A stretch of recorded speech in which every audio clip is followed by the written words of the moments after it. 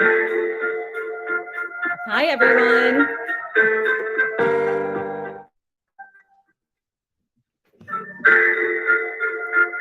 Hi, everyone.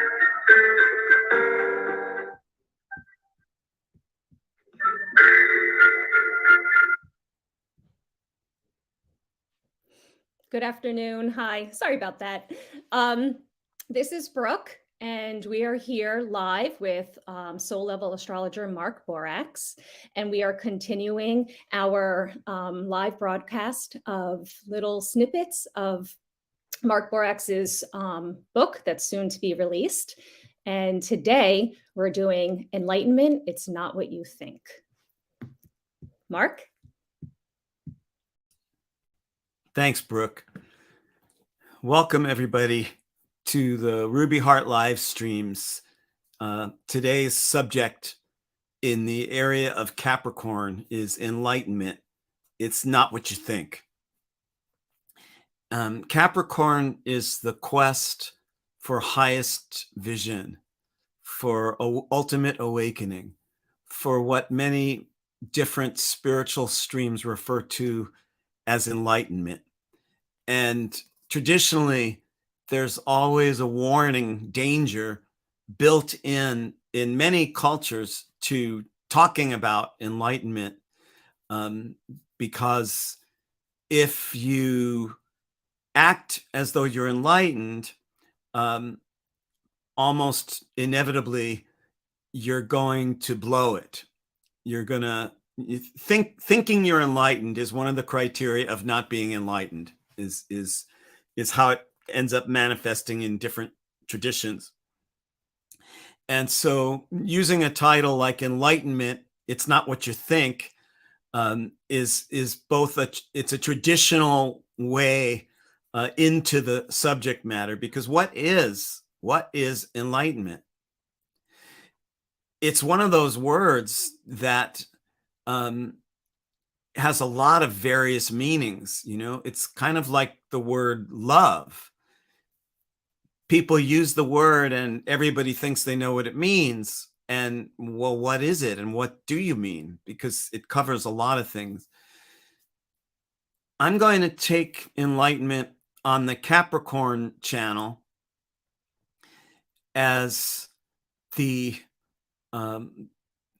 ability to see through the world illusion and to recognize the substance of what's going on rather than the appearance of what's going on. To see through the world illusion and to recognize the substance of what's going on, not just the appearance of what's going on. In Capricorn, my heart goes out to Capricorns.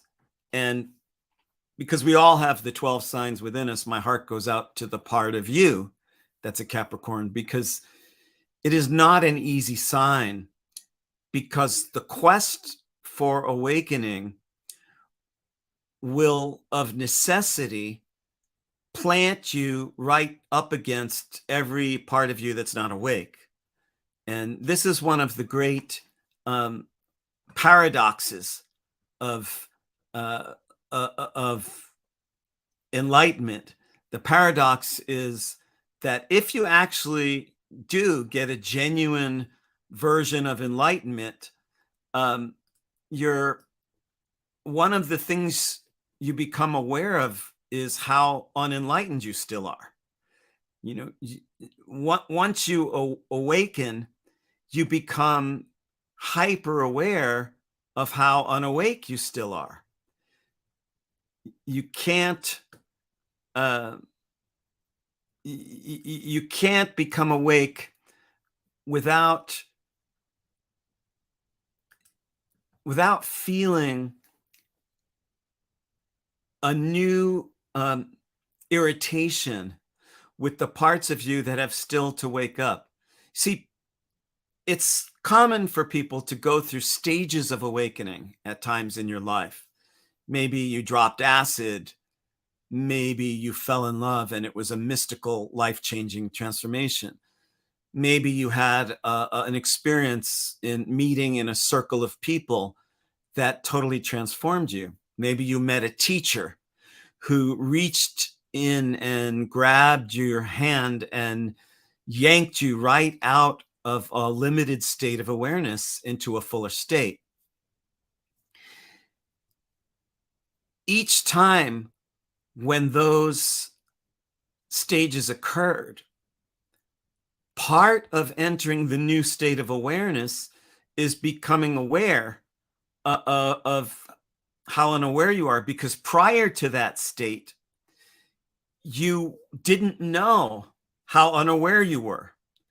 You know, you were a child, you were your parents' creation, you were the product of society. And then you went to a weekend workshop or a sacred spot, or you went to an ayahuasca ceremony, or something happened where you busted out. And in order for that awakening to be genuine, it has to show you the parts of yourself that are still yet to awaken. Because I don't know of any human being who's totally awake, who has no blind spots. So what do you do? And this is the Capricorn thing. How do you handle the fact that waking up isn't just a piece of cake, but also irritates you by making you so aware of the parts of you that can't fully awaken, that can't live up to the awakening? Because awakenings sometimes occur from the top down. Your mind expands, your consciousness awakens, but your body is slow to follow suit. Your shadow, your emotional body, your karma, your love relationships, they don't all suddenly catapult to this new level of enlightenment. And now the former levels of your consciousness don't work anymore, because you're aware of how much more there is, even if you can't get there. And so we have a force built in to the universe to help us live up to those stages of awakening. And it's called karma. Now, karma usually gets a bad rap. People don't usually consider karma the greatest gift and blessing. Most people think of karma as payback for past wrongs or reward for past rights. But neither of those is its main purpose. The main purpose of karma is to invite your fuller awakening in the places where you're least awake, to summon your greatest presence in the places where you've had trouble showing up.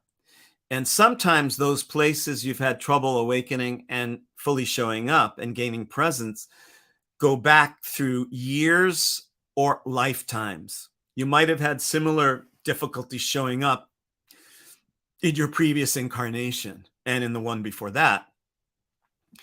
And maybe some of those places where you're having trouble awakening, you inherited from your parents and ancestors who also had similar trouble awakening and gaining enlightenment in those very places. That's not an unusual state. That's the common human state, for a soul to be born into a family that has karmic challenges similar to the challenges of that particular soul. Now, the reason why karma is a great gift is because when you go through a kind of awakening, when you gain a certain amount of enlightenment, and then you find in the following days and years that you can't fully live up to it, Maybe you can't even remember what the enlightenment was, what that breakthrough was. The reason why karma is your greatest ally is because until you gain a repeat invitation to show up in the places where you're still asleep, you can't put the prior revelation into full action. It's like the idea of a movie, but it's not the movie. It's like the idea of a book or a song, but it's not the book or song.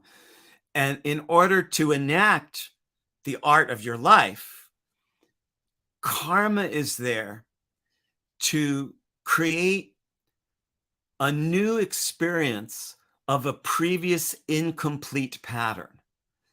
Karma recreates new versions of old patterns in order not to punish you, not to reward you, in order to give you an opportunity to show up, come alive, gain presence, and fully participate in your life in the physical plane.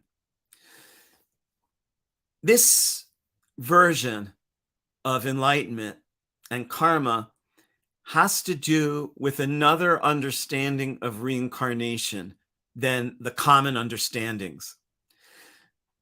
Almost every common understanding of reincarnation assumes that the reason the soul keeps returning into human form is to perfect itself so that it doesn't have to come back again.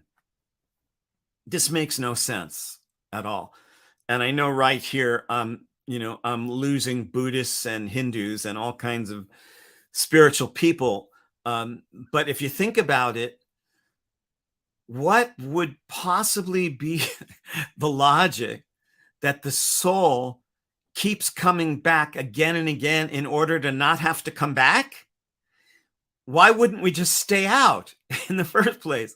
Why would we come in if the purpose of coming in is to get out? This does not make sense. I don't think the reason we reincarnate is to perfect our miserable human shortcomings and then be relieved. As if Earth life, as if humanity is the booby prize for failing to reach nirvana.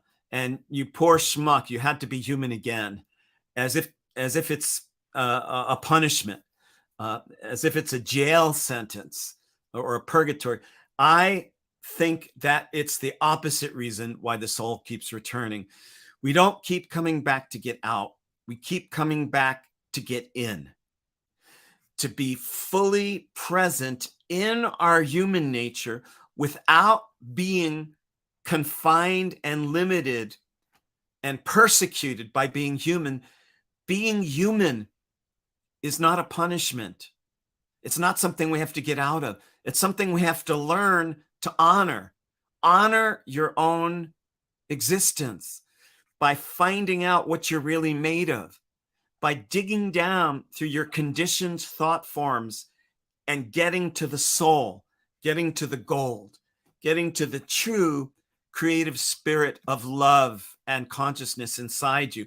And that's what takes life after life after life after life, because it's not easy to fully wake up in human presence. It's easy to wake up on an ayahuasca journey or a mushroom or mescaline trip and then come down from the medicine journey and get caught by the same old limitations again until you take the ayahuasca again. But if you can be human, not as a punishment, not as a shortcoming, not as this infantile stage that you hope to grow past and be relieved from, if you can open to the miracle, to the well of deep love, vision, awareness, compassion, and presence in your human body, in your emotions, with your wounds, with your shortcomings, to still fully show up. That's why the soul keeps coming back, not to get out, but to get in a way that's fully physical and magical. Because one at the expense of the other is not true enlightenment.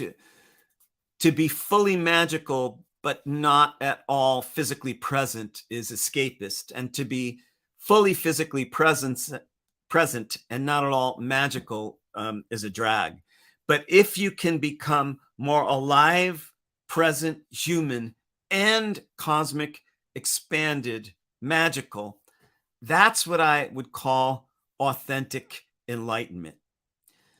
And so karma is the universe's way of getting our attention when we are falling asleep, when we're forgetting that we're made of love, when the stuff of life is overcoming us, when we fail to live up to those breakthrough moments where you saw through the illusion, you saw into the substance of what's going on here, not just the appearance. You got down beneath the surface into the soul. That's why I teach soul level astrology. That's why I practice soul level astrology in readings. And that's why I wrote my book, The Ruby Heart of the Dragon, because I'm trying to reach down through the appearance of the zodiac, through the appearance of modern life, and ignite that deep part of you that knows you came back for reasons more than to make everybody else happy and make money and keep everything the way it is. Your soul came back to the body and is dwelling inside you in order to generate a creative force that is unique to you, the way that you see things. And when you see through the false security that's taken over our species, when you see through the distortions and lies in mainstream media and social media, when you see through the illusions of your own relationships and get to the substance, that's where Capricorn transcends the limitations and wrestles with the irony of being a very awake and imperfect being. Because that's all you're ever going to get.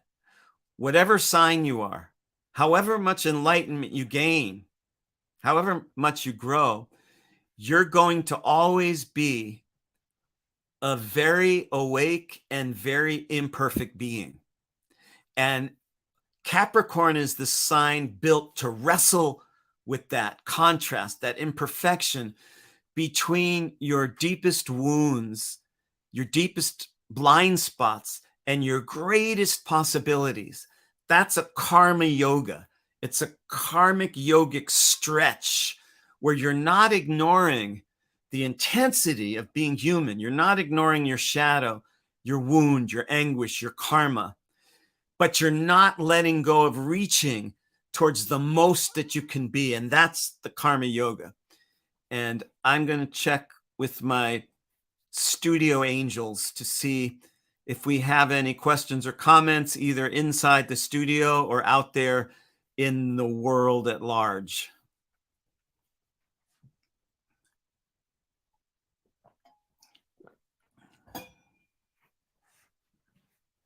You're muted.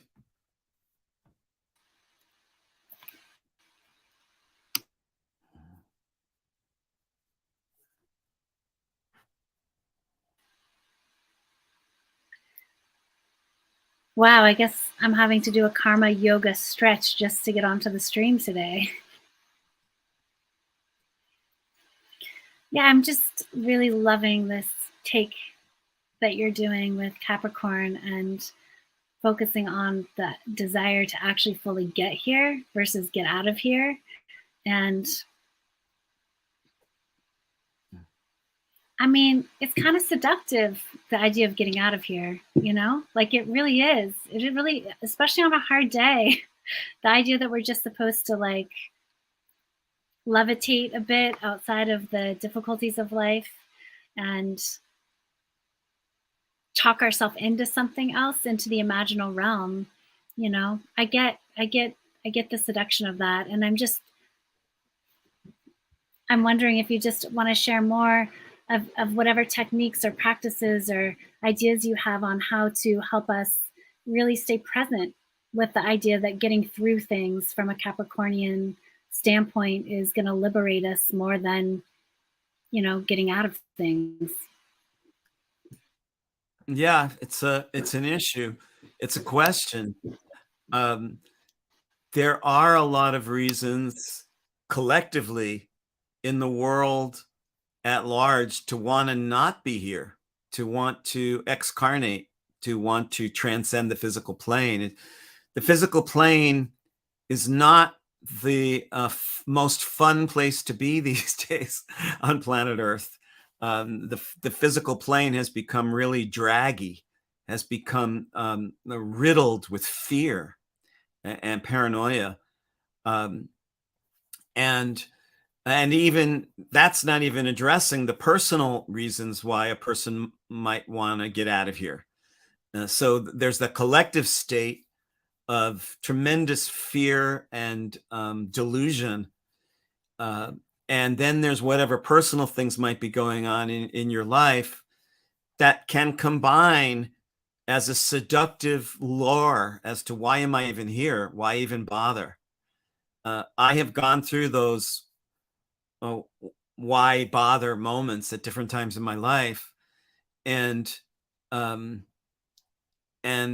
I think what it comes down to for me is a feeling that regardless of how strange and persecutional your life might be getting, my life might be getting, I haven't fully done what I've come here for yet. It's a feeling of incompleteness. It's like I could possibly excarnate, I could jump ship, but something's keeping me here. Earth still needs something from me that I haven't gotten to. And there's something more that I am intended to do for myself and others.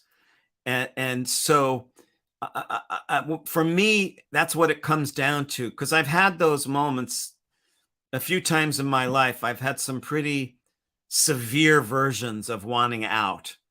And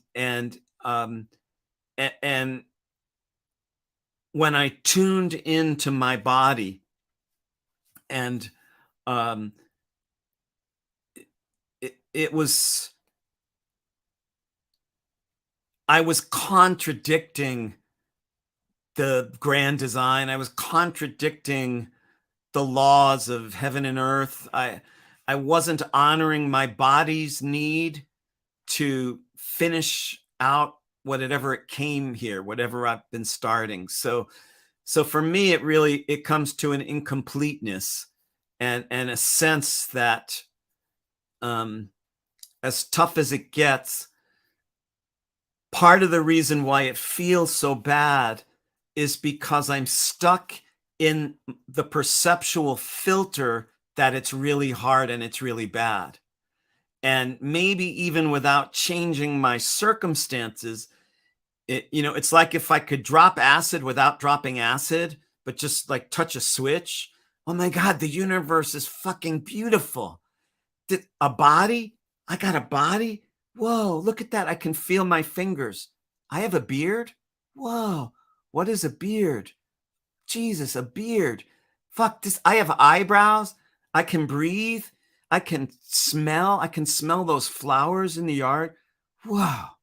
And so I think along with the feeling on a gut level that I haven't finished something at those moments of trial comes a renewed appreciation for what is, without needing to change it. Even to be in a state of pain is a miracle, because you're not numb, because you're feeling. And so sometimes the anguish itself is what washes away the anguish, just to allow it to flow through. Any other questions or comments? Yeah, there's actually a flurry of beautiful comments that have been coming through, and I'm not going to be able to feed them all in. So I just want to acknowledge and thank folks for the contributions that are coming in that way. Yeah, when you were talking about this last piece, Mark, it does feel like there's something about our relationship to presence and karma and presence, like the thing about taking acid or changing our state of mind in some way. It can be so powerful, because it seems like it just extracts all the karma out of the situation and infuses it with more presence. So that piece of Capricorn is interesting to me, because or just even around this theme, because it feels like purpose and presence are two things that have come out of what you shared. And I just wondered if you wanted to comment more on that. I'll also say that, again, there's like just some beautiful comments in here, and I'm not quite sure how to weave them all in a way that can be helpful. So I'm not sure if you want me to flash some. I could flash some on the screen for you. No, it's okay. Yeah, so in the mystery school that I was in the 1990s under the California redwoods, I was taught that the purpose of your life isn't to become conscious.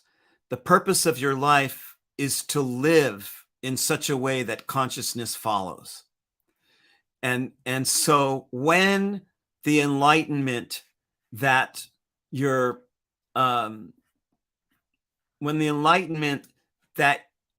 that you're experiencing is a direct result from showing up, it's not about what you know in your mind.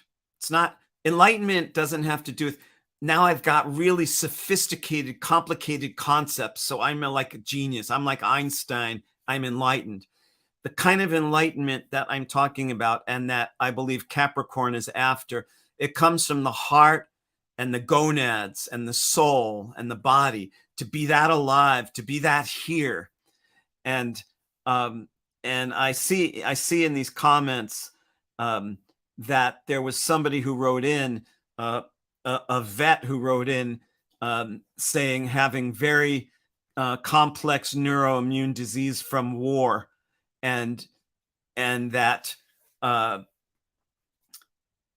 more than most people, he or she could have a reason not to want to be here, but their illnesses have forced them to live in the now. And that's exactly what I'm getting at, because when the hardest, most challenging features of your life summon your presence more than your absence, you're gaining a different kind of enlightenment. You're gaining a different kind of awakening that comes from really deep within. And there's a there's a beautiful moment, a rite of passage that happens, when you use your wings to fly in rather than out, when you use your cosmic spirituality and your tremendous visions to become more alive, more vulnerable, with humility. A kind of a magic rite of passage occurs where the focus shifts from all the things that life hasn't given you yet to all the things you have to give to life. And thank you, everyone, for joining us today. Enlightenment, it's not what you think. I'm going to see if Marcella has some closing comments. Thank you. I do have a couple of announcements, but before I go into them, I just really want to echo the beautiful just appreciation of all the sentiments that's come in from our live stream today. There's just so many real lived experiences being expressed there, and this is how we like to roll, you know, is being able to open a topic like this and that let everyone else enhance it with their own experiences. So thanks again for your comments. And let's see, so the announcements I've got is our ebook is out. So the Ruby Heart of the Dragon ebook is out. People are buying it and reading it now. And I just want to encourage any one of you that has bought the ebook, please go ahead. If you liked it, if you didn't like it, don't do this. But if you loved the book, please go ahead and give us a review on Amazon. And if you didn't like it, please write to us because we would love to hear about it. And also the actual print book will be out next month in June. And we also have our summer self-study session that will start in June. So for anyone that has been interested in potentially studying soul level astrology and working with Mark, we have a 3-year program, and you can do an expedited 1 year of it over the summer and then hop in the fall. And this is the last chance folks can get in on the 3-year program that's happening now. So those are my announcements. Also, please subscribe. So we're still learning how to do this social media thing. We're getting some more skills, but we're not all that great at it. And we're seeing that when you subscribe, it helps the channel start to get more populated. So thanks again, Mark, for a beautiful live stream. Thank you, everyone. All right, now we're going to see if we can be good and like actually do our little closing music and that whole thing. So let's see. Okay.